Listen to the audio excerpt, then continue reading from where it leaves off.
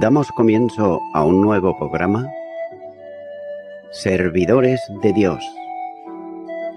Quien te habla es Manuel Cornejo.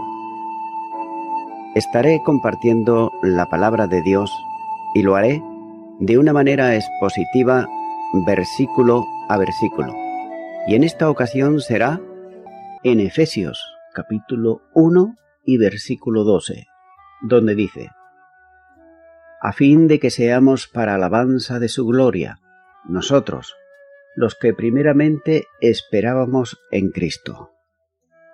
Nuevamente recalca Pablo que todo cuanto está ocurriendo en la relación de bendiciones recibidas de Dios es en Cristo y por medio de Él.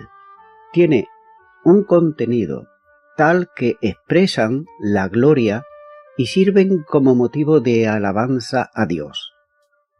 Como se dijo antes en el versículo 6, el término final de todo cuanto antecede es el reconocimiento con gratitud y alabanza de toda la excelencia manifestada en las determinaciones divinas, la gloria a favor de quienes no tienen derecho alguno para recibirlas, lo que pone de manifiesto la gracia de Dios, la alabanza tributada a quienes antes llamó al Dios Padre de nuestro Señor Jesucristo, como así dice en el versículo 3. En este caso es aún más preciso, ya que uno de los creyentes que recibieron todo cuanto se cita por la soberanía y designio divino son también los que tienen herencia en esto, en ellos mismos, son motivo de alabanza y gloria a Dios. Aquí, el pronombre personal, nosotros, recibe un complemento más concreto, consecuente con el cuidado con que el apóstol expresa la enseñanza cuando dice los que antes esperábamos. El verbo en participio perfecto articular no es predicado, sino que, por ser articular, es aposición a nosotros. Esta aposición caracteriza a los que han recibido herencia, como procede del judaísmo, detallándolos como los que antes esperaban en Cristo. Así que, el prefijo verbal indica, más que una espera anticipada en el tiempo, una espera que ocurría antes de la fe proclamada en el Evangelio, como así nos muestra la carta a los Gálatas, capítulo 3 y versículo 23. Es decir, en el tiempo en que la ley regulaba el sentido religioso de los creyentes de la antigua dispensación. Los de Israel, que esperaban a Cristo y con Él la herencia y las promesas, la encuentran en Él, que los une a otros creyentes de la gentilidad. Siendo el sustantivo verbal un participio perfecto, designa el estado permanente de aquella esperanza. Esta esperanza en Cristo no significa solamente al Mesías que esperaban, sino al que posesionalmente, por elección, estaban destinados. Dios lo había escogido para darles la herencia en Cristo. Todo esto hace exclamar al apóstol cuando dice: bendito sea el Dios y Padre de nuestro Señor Jesucristo. Continúo ahora con el versículo 13, donde dice: en Él, también vosotros habiendo oído la palabra de verdad, el evangelio de vuestra salvación, y habiendo creído en Él, fuisteis sellados con el Espíritu Santo de la promesa. Hallaremos desde los versículos 13 al 14 que el creyente ha sido sellado por el Espíritu Santo de Dios. Y nótese que de nosotros, del versículo anterior, ahora pasa al de vosotros, de este versículo 13. Si antes se estuvo refiriendo a quienes, desde antes de la proclamación del Evangelio como mensaje de salvación, por la fe en Cristo, procedente del judaísmo, ahora señala a quienes son salvos desde su condición de gentiles, entre los que están los destinatarios de la carta a vosotros. En ese sentido, no se trata tanto de un pronombre usado como sentido local, es decir, referido solo a los lectores, sino extensivo y genérico a todos los cristianos procedentes de la gentilidad. Estos gentiles están los mismos que los judíos, como dice, en él. En este aspecto de la doctrina será desarrollado más ampliamente en Efesios capítulo 2, versículos 11 y 12, en donde será considerado más detalladamente. Baste aquí señalar que la posición de los salvos que han sido escogidos desde la eternidad en Cristo son colocados para la vivencia de la salvación, en quien habían sido establecidos desde la eternidad.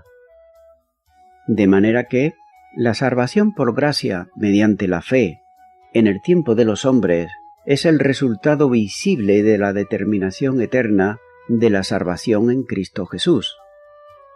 En esta expresión, cuando dice en él, persiste también el aspecto de sentido local y de medio vital que es Cristo. Posicionados precisamente en él, tienen vida eterna y Cristo viene a ser la piedra fundamental en quien se sustenta el misterio de Dios, relativo a la formación de un cuerpo en Cristo, que es la Iglesia. Este medio vital o fundamental de vida se ha enfatizado ya antes en los versículos 4, 6, 10 y 11.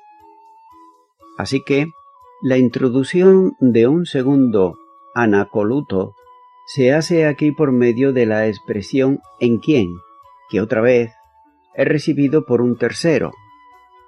La idea de Pablo es que los cristianos procedentes del mundo gentil han recibido el Espíritu Santo por haber escuchado, nótese esto, y respondido al Evangelio de la gracia. Ese es el pensamiento central y lo que da verdadera fuerza a la frase. Los cristianos del mundo pagano están en Cristo, y lo están por haber escuchado la palabra de verdad, que es equivalente al Evangelio de vuestra salvación. El haber escuchado expresa la idea de oír con disposición de obediencia o de aceptación del mensaje, es decir, dar oído al mensaje. Ese oír el mensaje del Evangelio con esta disposición conduce a preguntar, como los creyentes del primer mensaje del Evangelio de Pentecostés le dijeron a Pedro, ¿qué haremos? Hechos capítulo 2, versículo 37. Por lo que, prestando atención y depositando fe en el Salvador, proclamado en el mensaje, trajo como consecuencia la incorporación a la Iglesia de aquellos que oyeron, porque, siendo salvos, habían sido puestos en Cristo Jesús. Está refiriéndose, por tanto, al mensaje de salvación, proclamado en el Evangelio, tal y como nos dice en Colosenses capítulo 1 y versículo 5. A este mensaje de salvación llama Pablo la palabra de verdad, literalmente la palabra de la verdad, que vincula inmediatamente con el Evangelio de vuestra salvación, como referencia sinónima. Quiere decir que el mensaje del Evangelio expresa la verdad, en la que la verdad, que es Cristo mismo, como nos dice Juan capítulo 14 y versículo 6, dice su palabra llamando a los hombres a la salvación, como también nos muestra el Evangelio de Mateo capítulo 11 y versículo 28. Aunque se trata de un mensaje procedente de Dios y por tanto es doctrina, la palabra de verdad no es tanto una referencia a la doctrina verdadera o la base de la fe, como ocurre en otros lugares. Por ejemplo, daré algunos versículos, hay muchos más, pero solamente daré algunos. Por ejemplo, Primera de Timoteo, capítulo 2, versículo 4. También capítulo 3, versículo 15, capítulo 4, versículo 3 y capítulo 6, versículo 5. Y también en Primera de Pedro, capítulo 1, versículo 22. También en Segunda de Pedro, capítulo 1, versículo 12, etc. Sino más bien a la verdad revelada como tal. Esta palabra de la verdad surte un efecto salvífico en los creyentes, por tanto debe vinculársela con el Evangelio de vuestra salvación.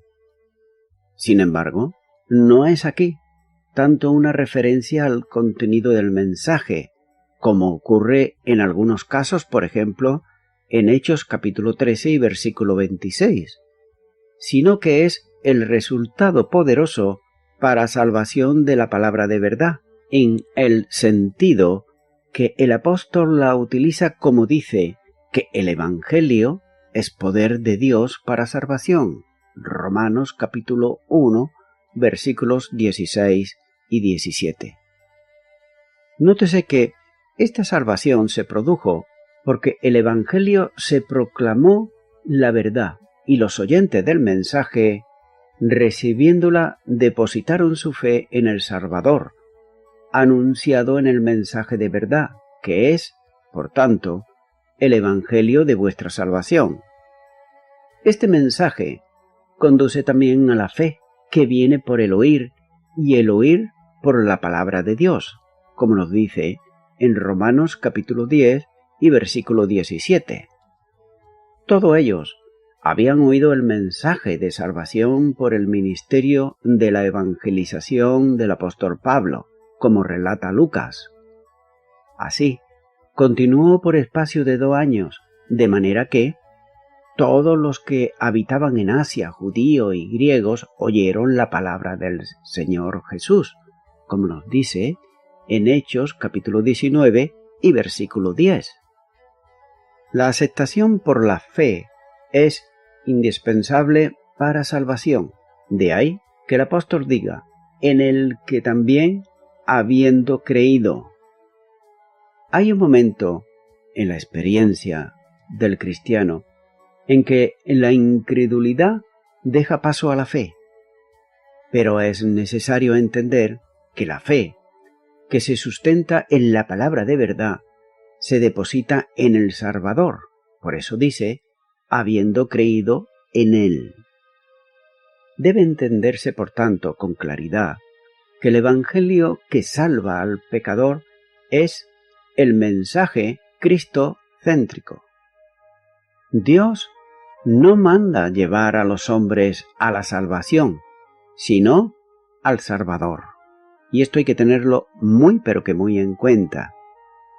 Este mensaje, que proclama la persona y la obra de Jesucristo, es lo que Pablo llama la palabra de la cruz, como dice en 1 Corintios capítulo 1 y versículo 18, cuando dice que es locura para los que se están perdiendo, pero es poder de Dios para salvación a quienes creen.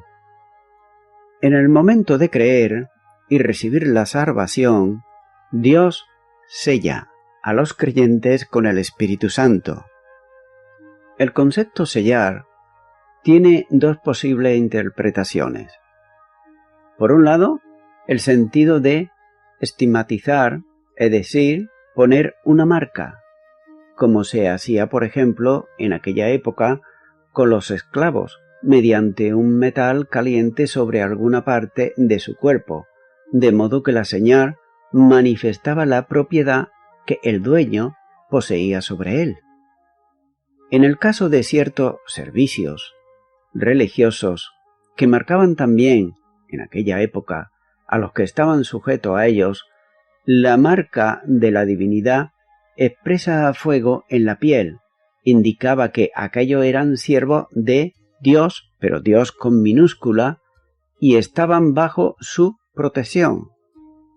Por otro lado, está lo que es más obvio en la interpretación del versículo y que está tomado del sentido propio del Antiguo Testamento, que se consideraba como sello escatológico de protección y propiedad, como ocurre en la referencia profética en la que se manda a un ángel para que selle en sus frentes a los jerosolimitanos que no participaron en los pecados del pueblo, como así dice Ezequiel, capítulo 9 y versículo 4. Estos eran liberados de la ira sobre los pecadores, como también nos dice el versículo 6 de este mismo capítulo de Ezequiel. En ese sentido, el sello del Espíritu Santo garantiza la pertenencia a Dios de la persona sellada y garantiza para él la seguridad de la salvación. De manera que los pasos de salvación considerados aquí son primeramente oír, en segundo lugar creer y en tercer lugar ser sellado con el Espíritu Santo de Dios. Los ver los están en auristo, lo que indica una sincronización y unos hechos consumados definitivamente. Al oír con ánimo de obedecer, se cree que Dios sella con el Espíritu Santo. Por tanto, la referencia del Espíritu que sella no es algo posterior, sino integrante en el momento de la misma salvación. Es un pasaje en donde se enfatiza la soberanía de Dios y también su eterna voluntad. Se destaca también la responsabilidad humana en el hecho de haber creído en el Señor. El sello del Espíritu implica, por otro lado, que el creyente pertenece a la familia de Dios y que es suyo, comprado al precio de sangre de Jesucristo, como así nos muestra la primera carta a los Corintios, capítulo 3 y versículo 23. Por tanto, ha dejado de pertenecer al mundo y también a la esclavitud del pecado y también al yo personal para pasar a ser propiedad de Dios que lo ha comprado a precio de sangre. El sello como pertenencia a Dios de los salvos garantiza para ellos la protección eterna que Él pone sobre los salvos, por tanto, no perecerán jamás. Y nótese lo que dice el Evangelio de Juan, capítulo 10, y los versículos del 28 al 30, cuando dice: «Y yo les doy vida eterna, y no perecerán jamás, y nadie lo arrebatará de mi mano. Mi Padre, que me los dio, es mayor que todos, y nadie las puede arrebatar de la mano de mi Padre. Yo y el Padre somos uno». Por tanto, el sello es con el Espíritu Santo. Este dativo instrumental identifica el sello con el Espíritu Santo que es comunicado a todos los fieles.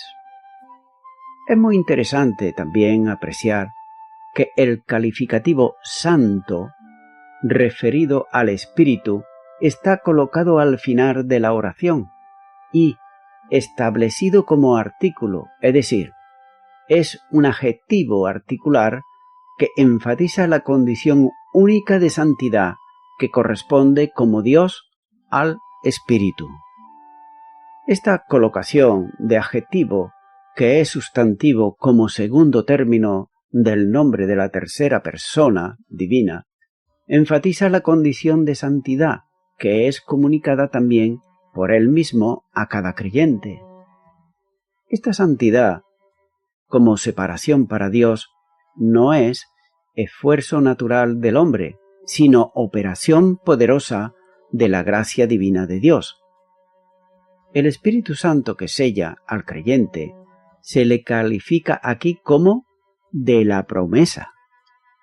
Continúo ahora con el versículo 14, donde dice que es las arras de nuestra herencia, hasta la redención de la posesión adquirida para alabanza de su gloria. La seguridad de la herencia que el creyente tiene en Cristo está garantizada por Dios mismo, quien, según el apóstol Pedro, la reserva para nosotros en los cielos, como escribió Pedro en su primera carta, capítulo 1 y versículo 4. Pero, al mismo tiempo, el creyente que tiene la garantía de la herencia tiene también la certeza o la seguridad del disfrute de la herencia al ser el creyente mismo guardado, como nos dice la primera carta de Pedro, capítulo 1 y versículo 5, donde dice: por el poder de Dios mediante la fe, para alcanzar la salvación que está preparada para ser manifestada en el tiempo postrero. En referencia con el Espíritu Santo, con el creyente, es sellado como posesión de Dios. Se señala aquí que el mismo Espíritu que sella es también las arras de nuestra herencia.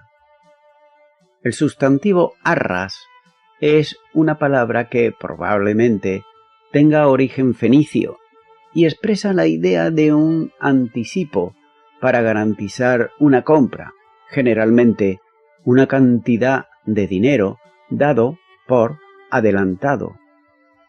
Ese es el término que la Septuaginta utiliza para referirse a la prenda que Tamar pidió a su suegro Judá, mientras esperaba el envío del precio pactado por llegarse a ella, como nos muestra en Génesis capítulo 38 y versículo 17. Esta misma palabra es usada por el apóstol Pablo en otro lugar para referirse también al Espíritu, como así nos muestra la segunda carta a los Corintios capítulo 1, versículo 22, capítulo 5 y versículo 5. En ese sentido, la idea de que cuando Dios da su Espíritu al creyente en el nuevo nacimiento, se obliga a cumplir todas las promesas hechas y darle el total de las bendiciones que comprenden la salvación. Por tanto, las arras de la herencia es la seguridad de recibir la herencia venidera conforme a sus promesas, ya que el mismo Espíritu Santo en el creyente mediante el fruto del Espíritu genera en él precisamente ese fruto espiritual, como nos dice Gálatas capítulo 5 versículos 22 y 23. Y es ahí donde ya está dando el Espíritu un anticipo del glorioso futuro que espera a los creyentes, cuando se produzca la separación del pecado en la gloria eterna. Este Espíritu, dado en cada creyente, es las primicias que impulsan al creyente en un gemido íntimo mientras espera la adopción, como dice Romanos capítulo 8 versículo 23, donde dice la redención de nuestro cuerpo. Así que el resultado final de todas estas bendiciones y también promesas, como procedente de Dios, serán llevadas a cabo por él mismo, ya que el Espíritu Santo dado lo es como arras, hasta la redención de la posesión adquirida, como dice este versículo. El sentido alcanza aquí dos aspectos.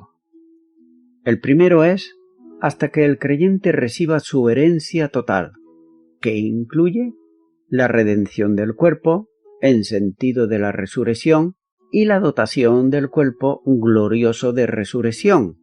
Primera de Corintios, capítulo 15, versículo 51.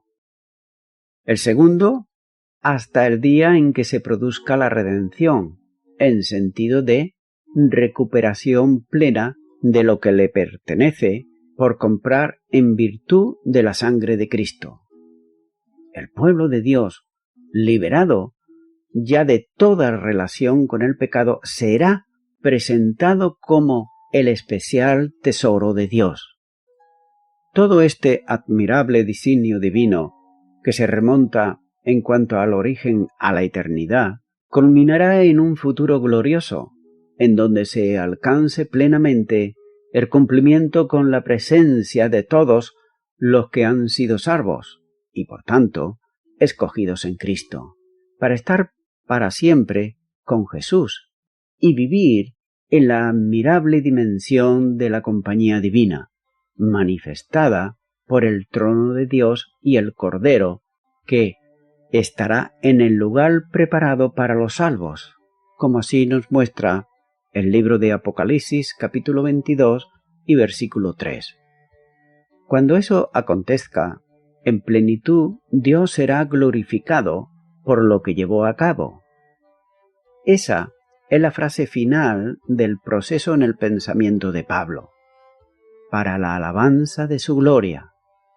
Mientras tanto, el sello del Espíritu Santo garantiza la redención total del creyente, como así nos muestra más adelante en Efesios capítulo 4, versículo 30, la segunda parte del versículo, ya que el conjunto de creyentes están reservado como cuerpo de Cristo para ser presentado delante de Él en gloria, como nos dice esta misma carta a los Efesios capítulo 5 y versículo 27.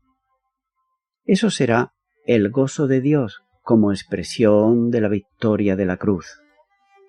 En la carta de Judas dice, Judas 1, 24 y 25, y a aquel que es poderoso para guardaros sin caída y presentaros sin mancha delante de su gloria con gran alegría, al único y sabio Dios, nuestro Salvador, sean gloria y majestad, imperio, potencia, ahora y por todos los siglos. Amén. Luego, perpetuamente el pueblo redimido proclamará la gloria de la gracia de Dios, y ese mismo pueblo será objeto que glorifique a Dios por la consecución de su eterno plan de salvación. No es de extrañar que, ante tal grande maravilla de amor, poder y gracia de Dios, el apóstol haya empezado este párrafo diciendo: Bendito sea el Dios y Padre de nuestro Señor Jesucristo. ¡Cuán maravilloso es Dios! Su Espíritu ha provisto todo lo necesario para la vida eterna.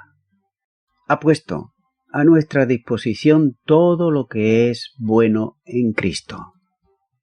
Desde el mismo comienzo en que Adán y Eva pecaron en contra de Dios, Él ha estado intentando el modo de atraernos a sí mismo para que podamos vivir con Él y hacerlo para Él y eternamente.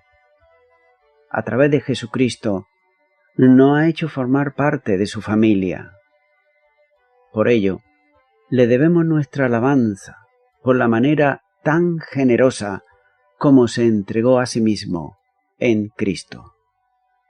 En la muerte de Cristo se expresa la gran preocupación de Dios por nosotros. Se dio a sí mismo por nosotros para reconciliarnos consigo y hacernos también su pueblo. ¡Qué amor tan abundante ha derramado sobre aquellos que nos hemos arrepentido de nuestros pecados y que hemos recibido en nuestros corazones a Cristo como Señor y Salvador! Estimado y estimada oyente, Dios no hace acepción de personas. La salvación en Cristo está hoy dispuesta para toda persona, sin mirar su condición social, su raza o su manera de ser. Simplemente Dios ve su corazón. Pero la persona que ha escuchado con fe la palabra de Dios y que cree, por tanto, tan solo le queda recibir a Cristo en su corazón. Por tanto, amigo y amiga oyente, yo te invito ahora en este momento a que tú vengas a Cristo Jesús, a que tú abras tu corazón si verdaderamente has escuchado este mensaje de la palabra de Dios y lo ha hecho con fe, es decir, si lo crees de todo tu corazón. Pues solamente te queda ya el orar con fe y recibirle, es decir, invitarle a que venga a tu corazón y recibirle como Señor y Salvador. Si nunca antes has hecho esta oración, pues ahora puedes repetirla conmigo para recibirle en tu corazón. Ora ahí a donde está y di: Señor Jesús, he escuchado tu palabra y creo que tú eres mi Salvador. Por eso, en este momento, yo te abro mi corazón y te recibo como mi Señor y como mi Salvador. Me arrepiento de todos mis pecados y te doy gracias por haber muerto en la cruz del Calvario por mis delitos y pecados. Gracias en el nombre de Jesús. Amén.